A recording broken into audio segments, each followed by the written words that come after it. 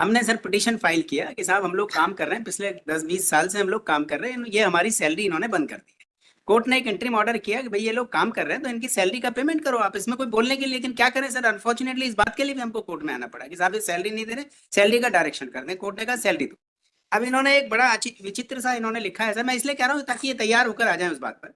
इन्होंने एक पैराग्राफ लिखा है कि साहब हमने सारे कलेक्टर्स को निर्देश जारी कर दिए हैं, और उसमें ये कहते हैं हमने कहा कि संस्था में कार्यरत कर्मचारियों की नियुक्ति के लिए दी गई employment exchange compulsory notification of vacancy act के प्रावधान का पालन किया जाएगा।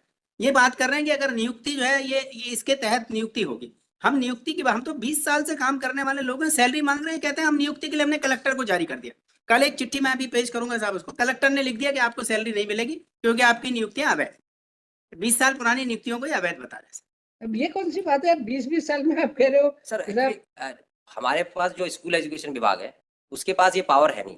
नियुक्तियां जिन्होंने करी है वही उनको बताएंगे कि सैलरी देना की। आप गलत कह रहे हैं, आप थोड़ा क्लियर कर लें। स्कूल एजुकेशन से आपका कुछ लेना देना नहीं है, ये ट्राइबल डिपार्टमेंट है। तो स्कूल एजुकेशन से आपका क्या लेना? जो कॉम्पिटेंट अथॉरिटी वो कलेक्टर है, इसलिए कलेक्टर ने ही सारे ऑर्डर किए। अच्छा, तो मतलब कलेक्टर नेक्स्ट वीक कर दे, आपको कंप्लेंट रिपोर्ट फाइल करनी है ना। ये कहते हैं साहब कलेक्टर कुछ कर दे, हम मजबूर हैं, हम क्या करें। मैंने दंग हूं कि आप इतने साल बाद कह रहे हैं साहब नियुक्ति है, मतलब ठीक है सर।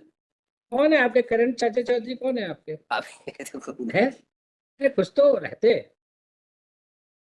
कितने मुकदमे बढ़ाएंगे साहब, ये समझ में नहीं आता है। बड़ा कितने मुकदमे अभी सुप्रीम कोर्ट ने कहा सर कि हम, सुप्रीम कोर्ट ने एक मुकदमे में कहा स्टेट ऑफ एमपी के लिए कि हम आपके गट्स देखकर बड़े बड़े दंग हैं। किसने सलाह दी है? आप